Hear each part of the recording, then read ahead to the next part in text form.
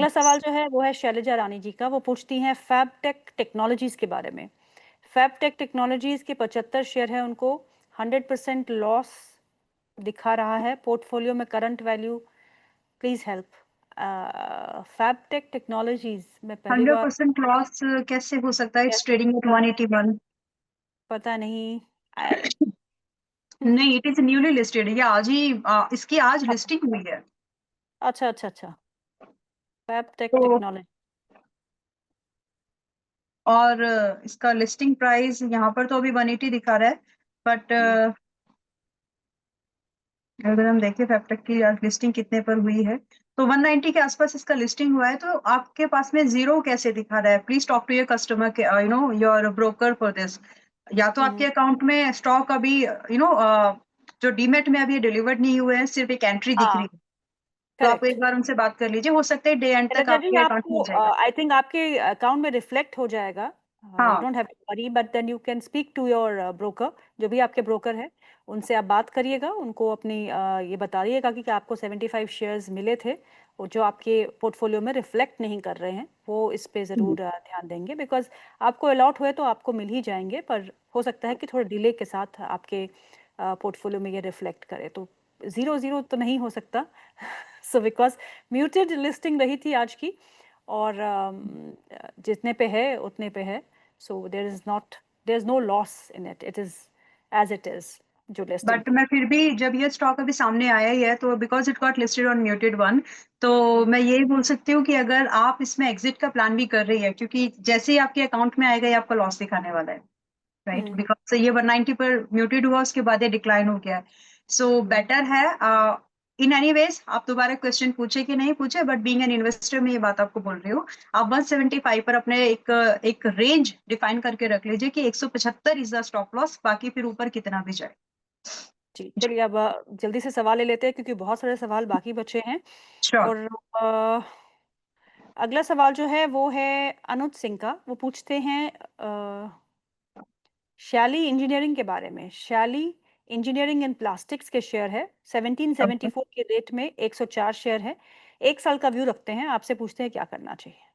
1 साल के व्यू में आप इसमें 2800 का भाव मिनिमम देखेंगे, एंड ये मिनिमम फर्स्ट टारगेट है, देन 3200 तक ये जा सकता है। स्टॉप लॉस आपको रखना चाहिए इसमें, दैट इज़ 2150।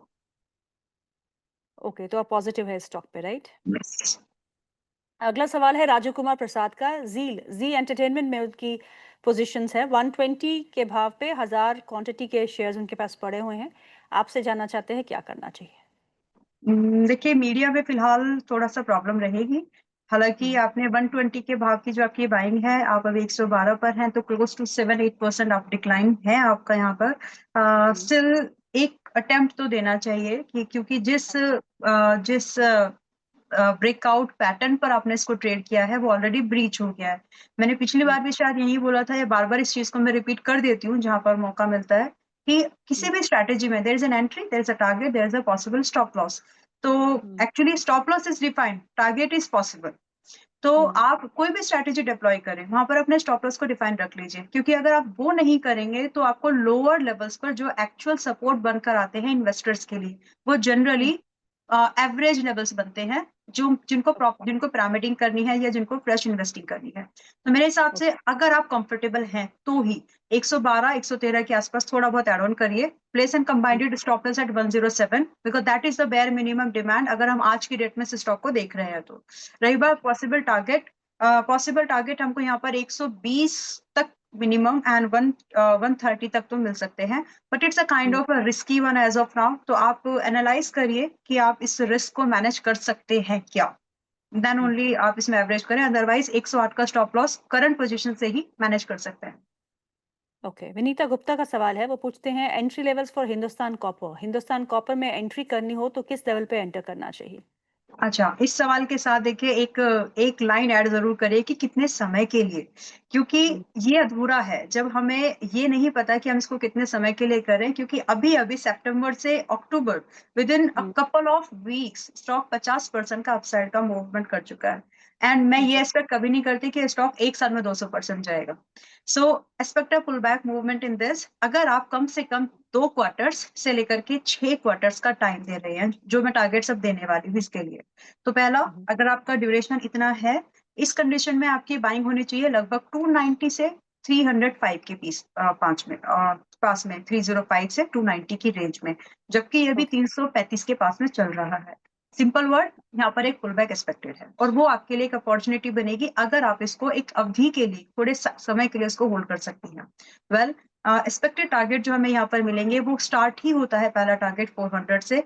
इसका रीजन मैं बताऊंगी, क्या रीजंस बन सकते हैं, क्यों इसमें मैं बुलिश हूँ ज्यादा। एंड दूसरा target, I won't be surprise कि अगर 445 को भी क्रॉस करे इसी साल, आई मीन एक साल में। एंड जो स्टॉप लॉस है यहाँ पर, हमें स्टॉप लॉस देखने के लिए जो बनता है वो बनता है लगभग 275 का। नाउ वाई, देखिए माइनिंग एक ऐसा सेक्टर बन रहा है जिस पर भारत की एक तो डिपेंडेंसी को कम करने की कोशिश है, और जिस तरह से फोकस बढ़ रहा है, माइंस पे माइंस अलॉट हो रही है, तो ये सब चीजें जो है, और इन हाउस प्रोडक्शन को जिस तरह से प्रायोरिटी दी जा रही है, इससे हमारे इन कुछ जो मोनोपोलिक स्टॉक है उनको फायदा मिलेगा, चाहे फिर वो सेल हो या हील कॉपर हो। जी। अगला सवाल जो है वो है नवनीत जी का। वो पूछते हैं हीरो मोटो पे 15 शेयर है उनके पास, 5450 के लेवल पे खरीदा है, और दूसरा है अनूप इंजीनियरिंग जिसके बारे में उन्होंने कोई बाय लेवल नहीं बताया है। तो अनूप इंजीनियरिंग एंड हीरो मोटोकॉर्प, क्या करना है? तो हीरो मोटो कॉर्प में हम लोग देख लेते हैं, अनूप में हम लोग ये समझेंगे कि फ्रेश एंट्री के बारे में डिस्कस कर रहे हैं। जी। Alright, let it get download first please. अभी ये चल रहा है 5600 के आसपास, एंड ऑलरेडी अपसाइड का मूवमेंट काफी कर चुका है, but still there is a potential अगर हम इसको और थोड़ा होल्ड करें, लेकिन एक टेंटेटिव दिमाग में समय डिसाइड होना चाहिए। Stock okay. जनरली देखिए, मैं प्लीज अलाउ मी टू से दिस कि जितना कंपनीज की परफॉर्मेंस होती है, आरओआई हुआ, ईयर ऑन ईयर की ग्रोथ हुआ, आप उसके ज्यादा से ज्यादा आप उसको 10 टाइम कर 2x कर लीजिए उसकी पॉसिबल ग्रोथ को। एक जस्ट एक रफ आइडिया मैं शेयर कर रही हूँ यहाँ पर। तो क्योंकि ये कंपनी प्रॉफिट में है, बड़ा नाम भी है, और अभी भी ये अप ट्रेंड की ही है, लेकिन आपको, अगर आप इसको होल्ड नहीं कर सकते हैं फॉर अनदर 3 मंथ्स मिनिमम, तो फिर आप इसमें हाथ मत डालिए, वरना आपके हाथ जलेंगे। अगर आप थ्री मंथ से 6 मंथ तक इसको होल्ड करने के इच्छुक हैं, देन आप इसमें 5800 का पहला टारगेट एक्सपेक्ट करें। दूसरा टारगेट आप इसमें लगभग 6000 का भी एक्सपेक्ट कर सकते हैं, but you got to maintain a stop loss at 5400। तो ये व्यू है, और जो दिया हुआ स्टॉप लॉस है इतना तो ये डिमांड करेगा ही। रीजन ये है कि अपसाइड की मूवमेंट अच्छी खासी अभी भी हुई है, रिसेंटली भी और आगे भी होगी, लेकिन स्टॉप लॉस डिफाइन रखना है। अनूप में हम लोग जो, अगर हम फ्रेश बाइंग की बात करें, it's a good to bye.